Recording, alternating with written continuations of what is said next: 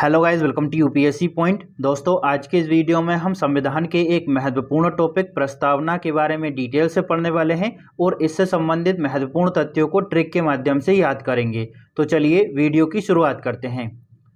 Video को शुरू करने से पहले हमें ये जानना होगा कि प्रस्तावना का मतलब क्या होता है। तो दोस्तों, प्रस्तावना का मतलब होता है किसी चीज़ की भूमिका या फिर शुरुआत में दिया गया एक परिचय। आसान भाषा में समझिए, जैसे किसी किताब के शुरू में उसकी भूमिका यानी इंट्रोडक्शन होता है, जो कि बताता है कि किताब किस बारे में है। जैसे मान लीजिए आपने कोई ज्योग्राफी की एक किताब ली है, उसके स्टार्टिंग में आपको इंडेक्स दिखेगा जो कि बताएगा कि पहले चैप्टर में क्या है, दूसरे में क्या है, तीसरे में क्या है। वैसे ही संविधान की प्रस्तावना यह बताती है कि भारत का संविधान किस सोच, आदर्श और उद्देश्य पर आधारित है। दोस्तों, प्रस्तावना का जो आइडिया है, जो विचार है, वो हमने अमेरिका के संविधान से लिया है और प्रस्तावना की भाषा को हमने ऑस्ट्रेलिया के संविधान से लिया है। तो यहाँ से प्रश्न पूछा जाता है कि प्रस्तावना की भाषा को किस देश से लिया है, प्रस्तावना के विचार को किस देश से लिया है। तो आपको याद रखना है कि आइडिया लिया है अमेरिका के संविधान से और भाषा ली है प्रस्तावना की हमने ऑस्ट्रेलिया के संविधान से।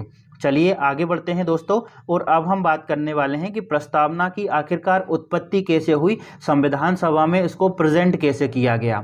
दोस्तों, भारतीय संविधान की प्रस्तावना की उत्पत्ति जवाहरलाल नेहरू द्वारा 13 दिसंबर 1946 को संविधान सभा में रखे गए उद्देश्य प्रस्ताव से हुई थी।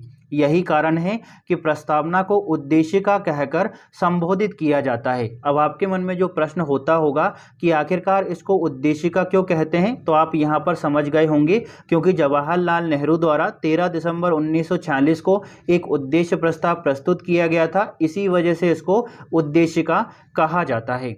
अब नीचे आपको कुछ इंपॉर्टेंट स्टेटमेंट देखने को मिलेंगे। दोस्तों, हमारी परीक्षा में महत्वपूर्ण कथन दे दिए जाते हैं और इसके नीचे 4 ऑप्शन आपको देखने को मिलते हैं और कहा जाता है कि ये वाला जो कथन है वो किस विद्वान द्वारा कहा गया है। इसी वजह से प्रस्तावना के संबंध में जो विद्वानों ने कथन कहे हैं उनको मैंने यहाँ पर आपके लिए उपलब्ध करवा दिया है। इनको हम थोड़ा सा ट्रिक और कोरिलेशन के माध्यम से याद करेंगे। एक बार हम इन कथनों को पढ़ लेते हैं, इसके बाद मैं आपको ट्रिक से याद करवा दूंगा। सबसे पहले है दोस्तों N.A. पालकीवाला ने। इन्होंने प्रस्तावना को संविधान के परिचय पत्र की संज्ञा दी है। अगला है कार्ल फेडरिक के अनुसार प्रस्तावना के द्वारा वह जनमत प्रकट होता है जिससे संविधान अपनी शक्ति प्राप्त करता है। अगला महत्वपूर्ण कथन है K.M. मुंशी का। दोस्तों, K.M. मुंशी ने प्रस्तावना को हमारे संप्रभु प्रजातांत्रिक गणतंत्र की जन्म कुंडली कहा है। ये वाला जो स्टेटमेंट है वो कई बार एग्जाम में पूछा जा चुका है। ये कथन दे दिया और उसके नीचे 4 ऑप्शन दे दिए कि ये वाला जो कथन है वो किसने कहा है। तो इसको हम ट्रिक से याद कर लेंगे, टेंशन नहीं लेना है। अगला महत्वपूर्ण कथन है दोस्तों प्रस्तावना से संबंधित, और ये कथन है अल्लादी कृष्णस्वामी अय्यर का। इनके शब्दों में संविधान की प्रस्तावना हमारे दीर्घकालिक सपनों का विचार है। तो यहाँ पर मैंने प्रस्तावना से संबंधित जितने भी महत्वपूर्ण कथन थे वो आपको बता दिए हैं। अब हम इनको एक एक करके ट्रिक के माध्यम से याद करते हैं।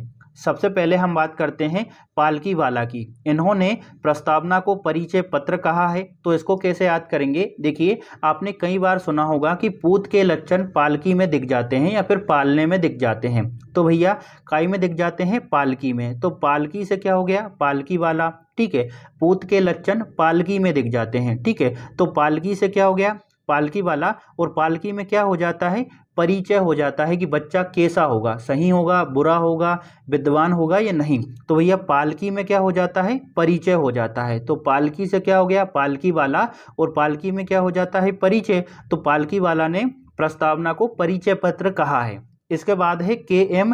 मुंशी। इन्होंने क्या कहा है, जन्म कुंडली है। अब हम इसको कैसे याद कर सकते हैं, तो देखिए प्राचीन काल में एक मुंशी होता था। पुरानी फिल्मों में आपने देखा होगा मुंशी जी होते थे और उनके हाथ में एक बहुत बड़ी किताब होती थी जिसमें सारे आंकड़े लिखे हुए होते थे। तो भैया जो मुंशी होता था ना, वो जन्म कुंडली रखता था कि किसके पास में कितना लोन है, कितना बकाया है, कितना देना है। तो मुंशी क्या रखता था, जन्म कुंडली। तो मुंशी से क्या हो गया, K.M. मुंशी। और मुंशी क्या रखता था, जन्म कुंडली। मतलब K.M. मुंशी ने क्या कहा, जन्म कुंडली है। इसके बाद है अल्लादी कृष्ण स्वामी अय्यर। इन्होंने क्या कहा कि प्रस्तावना जो है हमारे दीर्घकालिक सपनों का विचार है। अब इसको कैसे याद करेंगे, तो देखिए यहाँ पर क्या लिखा हुआ है, कृष्ण स्वामी, तो कृष्ण से आप समझ सकते हैं भगवान कृष्ण, और भगवान कृष्ण जो है वो दीर्घ काल में मिलते हैं। ऐसा नहीं है कि आपने आज तपस्या स्टार्ट की और कल आपको भगवान कृष्ण मिल गए। तो कृष्ण से क्या हो गया, भगवान कृष्ण, और भगवान कृष्ण कब मिलते हैं, दीर्घकालिक तपस्या के बाद में। तो कृष्ण से क्या हो गया, कृष्ण स्वामी अय्यर, और कृष्ण स्वामी अय्यर ने क्या कहा, दीर्घकालिक सपनों का विचार है। इस तरह से आप थोड़ा सा कोरिलेट करके इसको याद कर सकते हैं। ये वाला बच गया है तो इसको थोड़ा सा मन में रखिएगा, इसकी मैं ट्रिक नहीं बना पाया हूं। चलिए आगे बढ़ते हैं दोस्तों। और एक प्रश्न हमारी परीक्षा में यह भी पूछा जाता है कि कौन से 3 शब्द प्रस्तावना में सबसे बाद में जोड़े गए।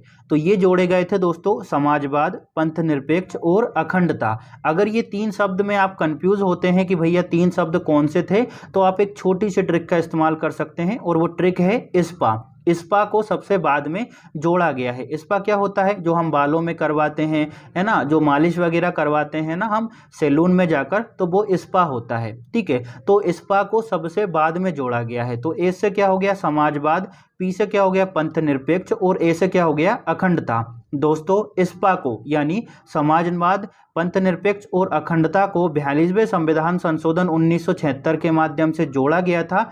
और दोस्तों प्रस्तावना में अभी तक केवल एक बार ही संशोधन हुआ है। ये प्रश्न भी कई बार एग्जाम में पूछा जा चुका है कि प्रस्तावना में अब तक कितनी बार संशोधन हो चुका है, तो केवल एक बार हुआ है। और कौन सा, 42वां संविधान संशोधन।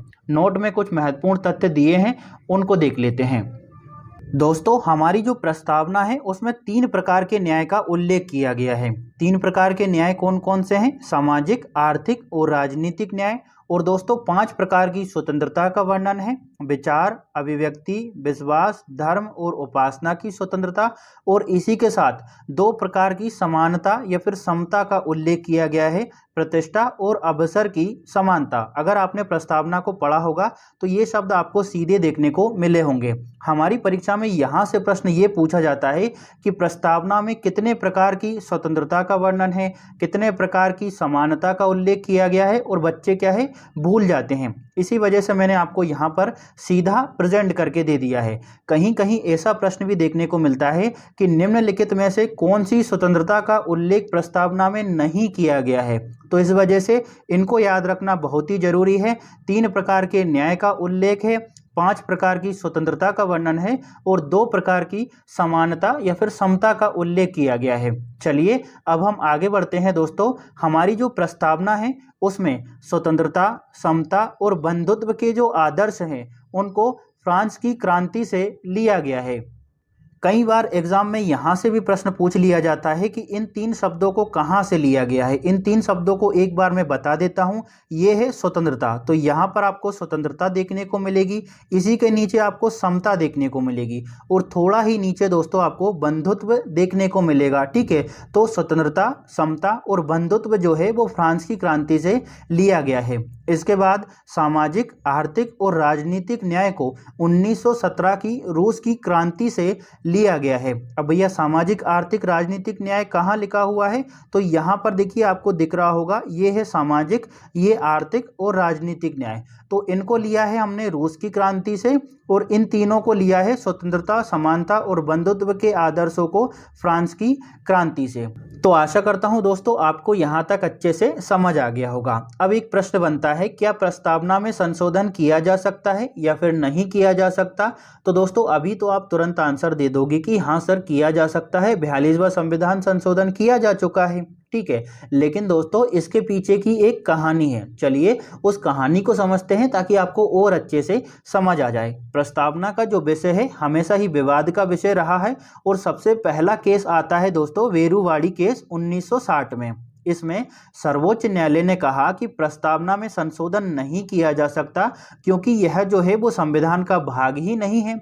आगे चलकर दोस्तों गोलकनाथ वर्सेस पंजाब राज्य केस आता है 1967 में। इसमें सर्वोच्च न्यायालय ने कहा कि भैया जो प्रस्तावना है वो मूल आत्मा है संविधान की, शाश्वत है और अपरिवर्तनीय है। यानी गोलकनाथ केस में सर्वोच्च न्यायालय ने ऐसा कहा कि प्रस्तावना संविधान का भाग है, मूल आत्मा है, शाश्वत है और अपरिवर्तनीय है, यानी इसको परिवर्तित नहीं किया जा सकता। ठीक है, यहाँ पर हम बहुत ज़्यादा डिटेल में नहीं जाएंगे कि गोलकनाथ केस में क्या हुआ था, क्योंकि दोस्तों जितने भी सुप्रीम कोर्ट के जजमेंट हैं, जितने भी केस हैं ना 1950 से लेकर 2024 तक, इन सभी को मैं डिटेल में आपको करवा चुका हूं। अगर आपने वो वीडियो नहीं देखी हो तो उसको जरूर देखिएगा। सुप्रीम कोर्ट के महत्वपूर्ण निर्णयों से प्रश्न हमेशा ही परीक्षा में पूछे जाते हैं, जैसे गोलकनाथ केस में क्या कहा, ठीक है, बेरुवाड़ी केस में क्या कहा, तो उस पर हम डिटेल से चर्चा नहीं करेंगे। थोड़ा बात अब मैं आपको फिर से बता देता हूं कि बेरुवाड़ी केस में कहा कि संविधान का भाग नहीं है और संशोधन नहीं किया जा सकता। फिर गोलकनाथ केस में कहा कि भैया मूल आत्मा है और इसको परिवर्तित नहीं किया जा सकता, मतलब गोलकनाथ केस में अंग मान लिया। इसके बाद आता है दोस्तों हमारा सबसे important case, Keshavananda Bharati case, जो कि 1973 में आया। इसमें अधिकांश न्यायाधीशों द्वारा कहा गया कि अनुच्छेद 368 के तहत प्रस्तावना में संशोधन किया जा सकता है, लेकिन मूल ढांचे से संबंधित विषयों में संशोधन नहीं किया जा सकता। और इसी केस में यह भी कहा गया कि जो प्रस्तावना है वो संविधान का अंग है। तो यहाँ पर आपको ये समझ आ गया कि बेरुवाड़ी केस में क्या बोल दिया कि नहीं है, अंग भी नहीं है और संशोधन भी नहीं किया जा सकता। गोलकनाथ केस में वापस गोल गोल घुमा दिया, बोल दिया कि अंग तो है लेकिन संशोधन नहीं किया जा सकता।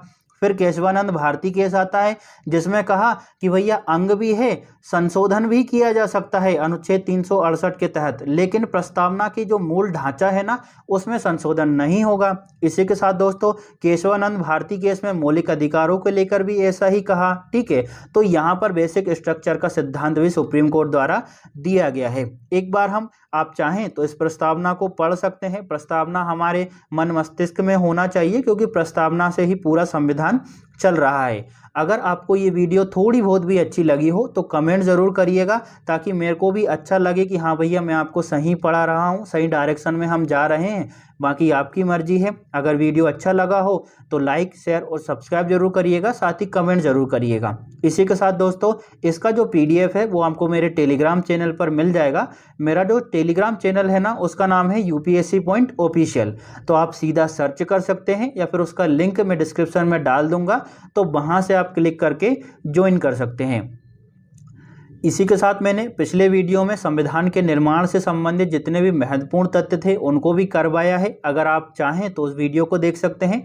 चलिए आज की वीडियो को खत्म करते हैं। Thank you.